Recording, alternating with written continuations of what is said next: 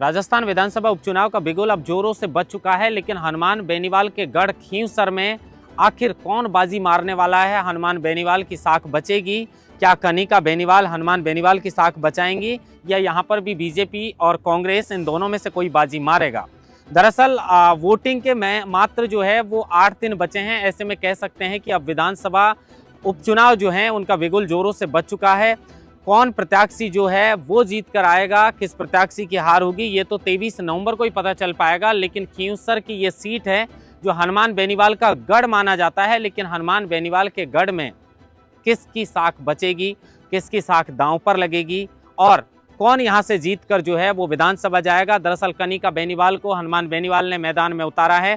जोरों से हनुमान बेनीवाल जो है वो प्रचार प्रसार कर रहे हैं और पूरी ताकत झोंक रखी है कि किसी भी तरीके से ये सीट बचनी चाहिए और कनिका बेनीवाल जो हैं वो यहाँ से विजेता होनी चाहिए। इस तरीके से हनुमान बेनीवाल और कनिका बेनीवाल और पूरा जो आरएलपी पार्टी है उसने पूरी जान खींवसर के अंदर झोंक रखी है। हालांकि हनुमान बेनीवाल का गढ़ है खींवसर, और जो खींवसर की राजनीति है वो हनुमान बेनीवाल के इर्द गिर्द ही घूमती है। अब वहां से हनुमान बेनीवाल सांसद बन चुके हैं और उसके बाद यहाँ पर उपचुनाव है। अब देखना ये होगा कि क्या कनिका बेनीवाल हनुमान बेनीवाल की साख को बचाने में कामयाब हो पाती है, या फिर जिस तरीके से बीजेपी ने रेवंत राम डांगा पर फिर से भरोसा जताया है। विधानसभा जो चुनाव है उसमें महज 2500 वोटों से ये चुनाव रेवंत राम डांगा जो हैं वो हार गए थे, लेकिन पार्टी ने भरोसा बरकरार रखा और फिर से उन्हें मैदान में उतारा है। तो रेवंत राम डांगा भी पुरजोर तरीके से प्रचार प्रसार में बिजी हैं और बीजेपी के जो बड़े नेता हैं वो बीजेपी के बड़े नेताओं ने भी पूरी ताकत लगा रखी है कि किसी भी तरीके से खींवसर की ये सीट जो हनुमान बेनीवाल के गढ़ के नाम से जानी जाती है इस पर बीजेपी की जीत दर्ज हो। और दूसरी तरफ अगर देखा जाए तो यहाँ पर त्रिकोणीय मुकाबला है, क्योंकि रतन चौधरी को जैसे ही टिकट मिला उनके जो पति हैं सवाई सिंह चौधरी, वैसे तो वो डीआईजी हैं और डीआईजी से सेवानिवृत्त हैं और उसके बाद बीजेपी के जो हैं वो लगातार बीजेपी में जुड़े रहे, लेकिन जैसे ही खबर आई रतन चौधरी को टिकट मिलने की उसके बाद तुरंत ही जो है वो सवाई सिंह चौधरी ने कांग्रेस का दामन थाम लिया, बीजेपी से अलविदा कह दिया। अब देखिए थामना भी था क्योंकि उनकी पत्नी को कांग्रेस ने मैदान में उतारा था, तो बीजेपी को छोड़ना उनके लिए एक तरीके से कह सकते हैं कि जब पत्नी को टिकट मिल गया तो बीजेपी को छोड़ने के अलावा उनके पास में कोई ऑप्शन बचा नहीं था। लेकिन नज़र इस सीट पर तीनों ही पार्टियों की है, चाहे वो आरएलपी हो, कांग्रेस हो या बीजेपी हो।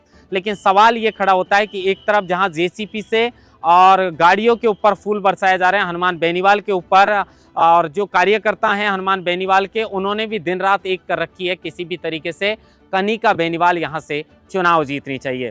तो रेवंत राम डांगा ने भी और पूरे बीजेपी जो है उसने पूरी ताकत लगा रखी है कि किसी भी तरीके से हनुमान बेनीवाल के गढ़ को छीन लिया जाए। तो त्रिकोणीय मुकाबले के तौर पर रतन चौधरी और कांग्रेस ने पूरी ताकत लगा रखी है कि ना बीजेपी ना आरएलपी, ये सीट जो है वो कांग्रेस के खाते में जानी चाहिए। राजस्थान में 7 सीटों पर उपचुनाव है और इसमें होम वोटिंग जो है वो शुरू हो चुकी है। 8 दिन बाद मतदान होगा राजस्थान में 13 नवंबर को। किस प्रत्याशी की किस्मत जो है वो, जब प्रत्याशियों की किस्मत ईवीएम के अंदर कैद होगी तो किसके पक्ष में ये फैसला जाएगा वो तो चुनाव के परिणाम तय करेंगे। लेकिन खींवसर की इस सीट पर त्रिकोणीय मुकाबला है। मुकाबला बड़ा रोचक है। मुकाबला रोचक इसलिए भी बन जाता है क्योंकि हनुमान बेनीवाल का गढ़ है खींवसर, लगातार यहाँ से चुनाव जीतकर विधानसभा जाते हैं और अभी आरएलपी ने जो है कांग्रेस के साथ गठबंधन किया और उसी गठबंधन के बाद हनुमान बेनीवाल यहाँ से सांसद बने हैं।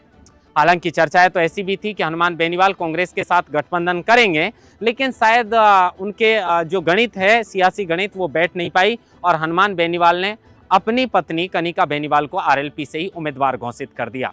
अब तीनों ही प्रत्याशी जो हैं वो और उनकी पार्टी के जो समस्त कार्यकर्ता हैं उन्होंने प्रचार प्रसार में कोई कोर कसर छोड़ी नहीं है।